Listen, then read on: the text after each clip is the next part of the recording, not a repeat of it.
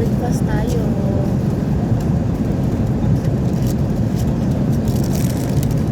Time check is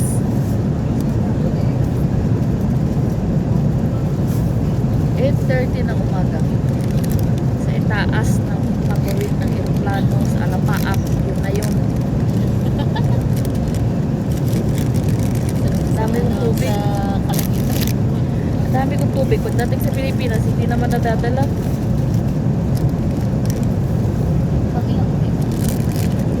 Samantalang galit naman yan dito. Airplane. Pangilang uwit. Pangilang uwit. Dalawa.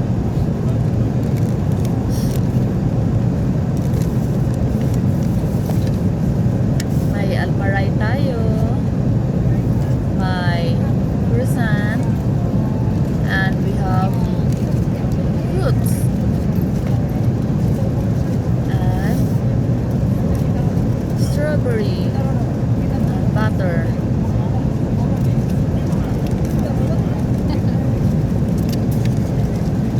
And this one is scrambled egg. Open natin.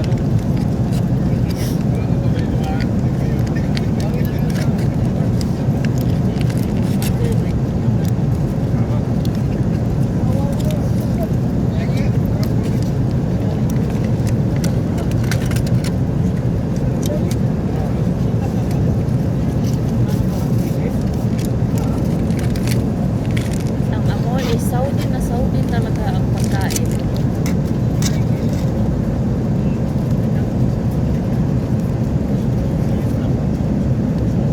Scrambled egg.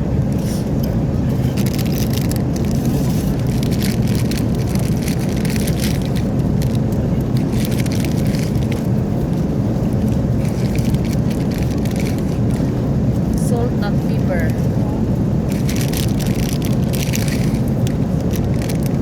And towel. And tissue.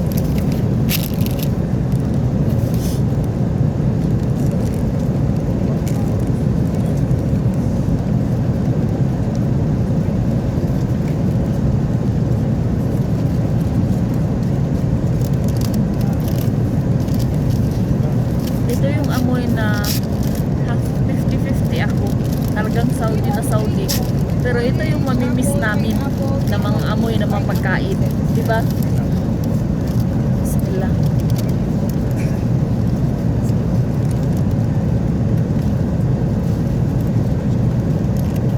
Sarap. Not bad.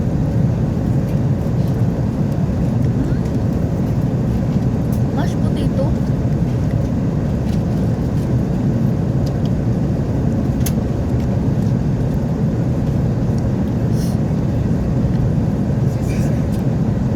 Egg.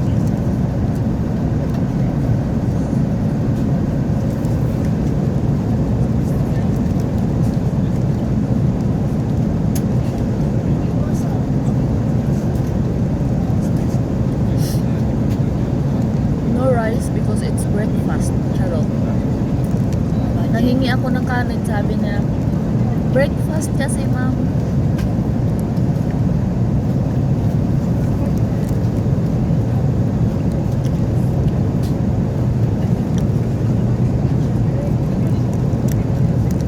May choices naman, may arroz caldo, ito, scrambled egg. Ano yung kinuha mo? Pareho tayo? Yung mga katabi ko, mga Pinoy din.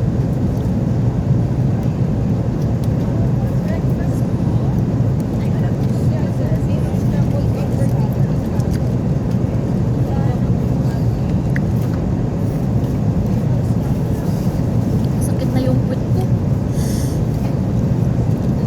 Nakaupo kami palagi. Walang gym dito sa aeroplano. Walang gym.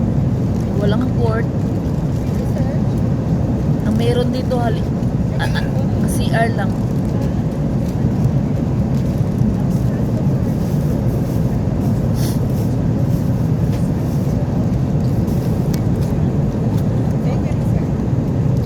Ang meron dito, gusto ko ang Almaray. Ito siya, oh. Ito yung kinakain ko every morning. Sa trabaho, yan ang kinakain ko. Mahal na rin yan sa Saudi, sa real. In real, di ba ito mahal? 6 real na to ngayon. Ingay ko no. Tahimik yung mga kasamahan ko katabi kasi gutom din sila katulad ko. Bitin kami sa kanin kagabi, nangingi kami ng extra rice. Sabi niya kung may matira daw, wala naman palang natira.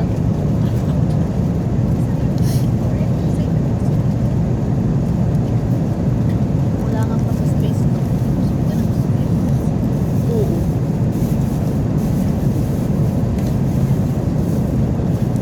Mainit.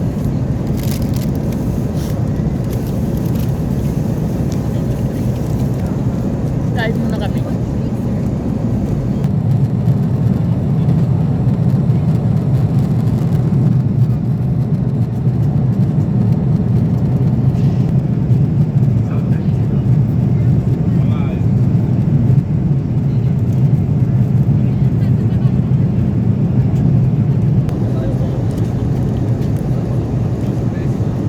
Yung Pinoy sa likod din yun. Ayun o.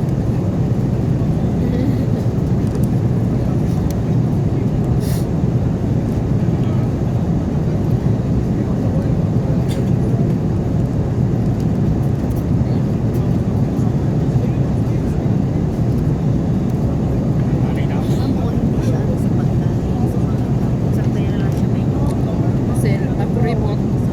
pero ang pagkain, kung pagkain na kasi nabawa, hindi nila ako may sabos na kain sila sa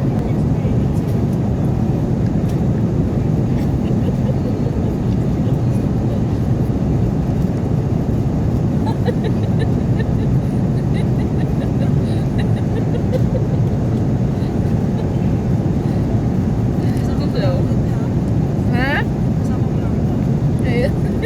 Ba't hindi kami ng extra? Ha? wala daw extra rice. Walang extra rice kasi breakfast.